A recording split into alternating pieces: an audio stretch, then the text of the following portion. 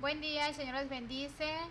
A continuación vamos a estudiar la última parte del contexto histórico de la carta del apóstol Pablo a los Efesios. Conexiones.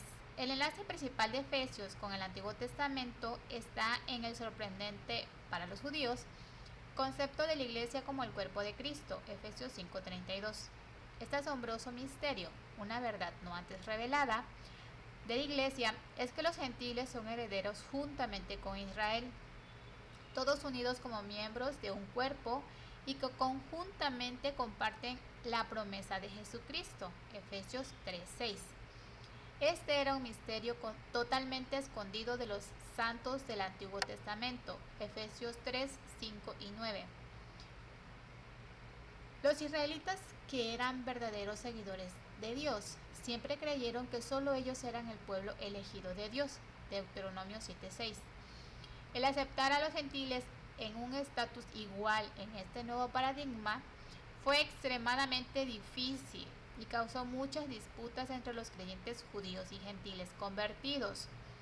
Pablo también habla del misterio de la iglesia como la novia de Cristo, un concepto nunca antes escuchado en el Antiguo Testamento. Importancia en la Biblia. La naturaleza de Efesios hace difícil determinar las circunstancias específicas que llevaron a escribir la epístola. Está claro, sin embargo, que los destinatarios eran principalmente gentiles, capítulo 3, versículo 1, que antes estaban alejados de la ciudadanía de Israel, capítulo 2, versículo 11.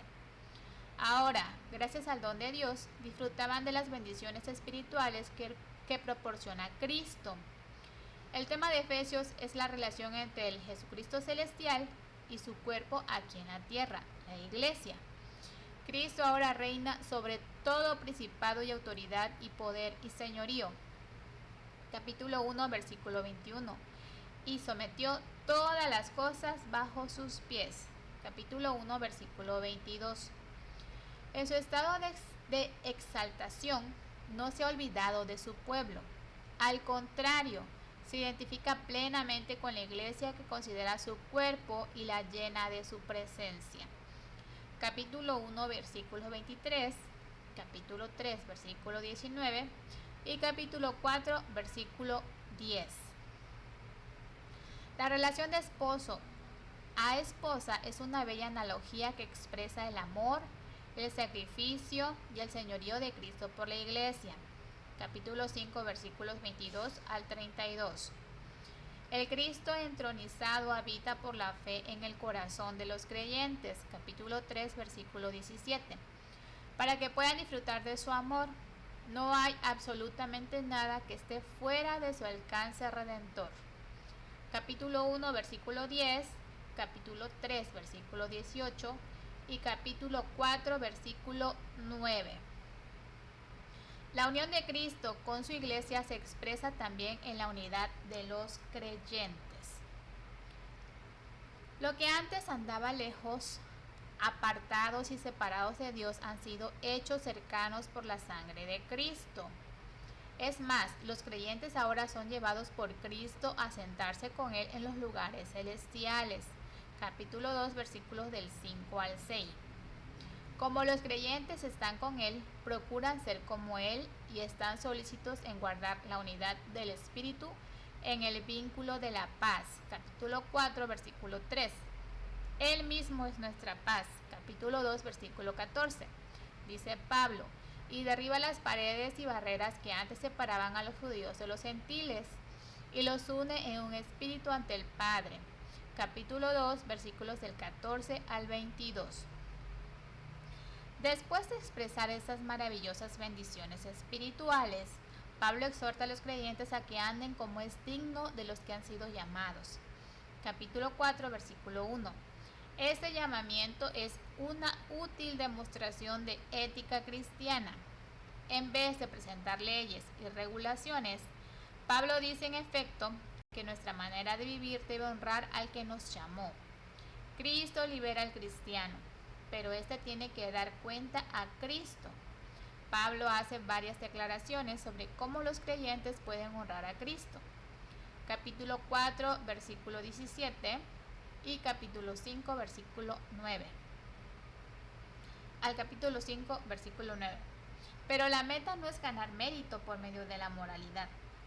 En vez de buscar personas buenas, Pablo quiere personas nuevas, el varón perfecto, rectificado según la estatura de la plenitud de Cristo, capítulo 4, versículo 13. Esta madurez puede referirse a la deseada y todavía no alcanzada unidad de la Iglesia. El carácter de Dios en Efesios. 1. Dios es accesible. Lo podemos encontrar en el capítulo 2, versículo 13, versículo 18 y capítulo 3, versículo 12. 2. Dios es glorioso. Capítulo 1, versículo 12 y capítulo 3, versículo 16. 3. Dios es bondadoso. Capítulo 2, versículos del 4 al 5. 4. Dios es misericordioso. Capítulo 2, versículo 4. 5. Dios es poderoso. Capítulo 1, versículo 19. Capítulo 3, versículo 7. Versículo 20. Y capítulo 6, versículo 10. Dios cumple sus promesas. Capítulo 1, versículo 13. Capítulo 2, versículo 12. Y capítulo 3, versículo 6. 7. Dios es reconciliador. Capítulo 2, versículos 14 y 17. 8. Dios es uno. Capítulo 4, versículo 6. 9. Dios es sabio. Capítulo 1, versículo 8 y capítulo 3, versículo 10. 10. Dios se aira. Capítulo 5, versículo 6. Cristo en Efesios. A través de la muerte de Cristo hay paz entre Dios y el hombre, y entre judíos y gentiles. Él es la piedra del ángulo y la cabeza de la iglesia, que es su cuerpo. En el libro de Efesios, Pablo explica la singular relación entre Jesús y la iglesia como cuerpo suyo. Cristo es la cabeza de la iglesia, ya que une a los creyentes entre sí y fortalece al cuerpo. Capítulo 4, versículos 15 y 16.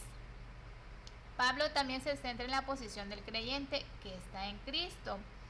Capítulo 1, versículo 1 y también del versículo 3 al versículo 7. También del versículo 11 al versículo 13. Capítulo 2, versículos del 5 al 6, versículo 10, versículo 13, versículo 21 y el capítulo 3, versículos 6 y 12.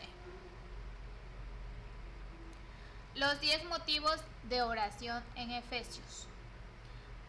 1. Petición por revelación del conocimiento de Dios. Oremos por una revelación más profunda del conocimiento de Dios en nuestras vidas, basándonos en la oración de Pablo en Efesios 1 del 17 al 18. 2. Confesión de pecados y búsqueda del perdón en Cristo. Confesemos nuestros pecados y busquemos el perdón que tenemos en Cristo, recordando las palabras de Pablo sobre la redención en Efesios 1:7.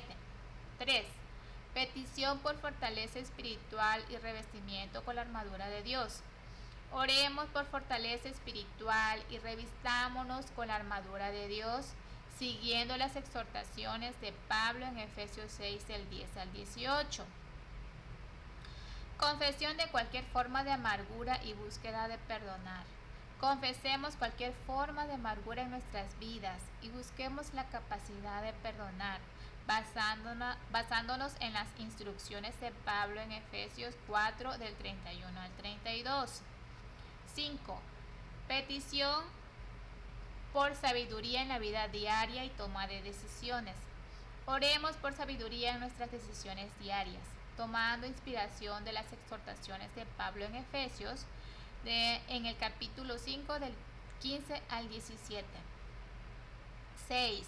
Confesión de falta de unidad de la iglesia y búsqueda de la paz. Confesemos cualquier falta de unidad en la iglesia y busquemos la paz, recordando las palabras de Pablo sobre la unidad en Efesios 4:3. 7. Petición por la capacidad de vivir en amor e imitar a Cristo.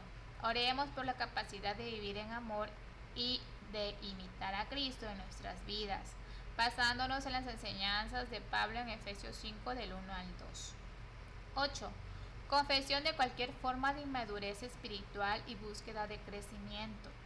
Confesemos cualquier forma de inmadurez espiritual en nuestras vidas y busquemos el crecimiento espiritual tomando inspiración de las palabras de Pablo en Efesios 4 del 14 al 15. 9. Petición por el avance del Evangelio y coraje para proclamarlo. Oremos por el avance del Evangelio y pidamos coraje para proclamarlo, basándonos en las palabras de Pablo en Efesios 6, del 19 al 20. 10. Agradecimiento por la adopción como hijos de Dios. Agradezcamos a Dios por la maravillosa realidad de ser adoptados como hijos suyos, reconociendo la gracia expresada por Pablo en Efesios 1 del 5 al 6. Hasta aquí hemos llegado con nuestro estudio del contexto histórico de la carta del apóstol Pablo a los Efesios, esperando que todo esto haya sido de mucha bendición para ustedes. Que sigan teniendo un buen día y que la gracia y la paz de Dios siga estando con ustedes. Nos vemos en el próximo video. Amén.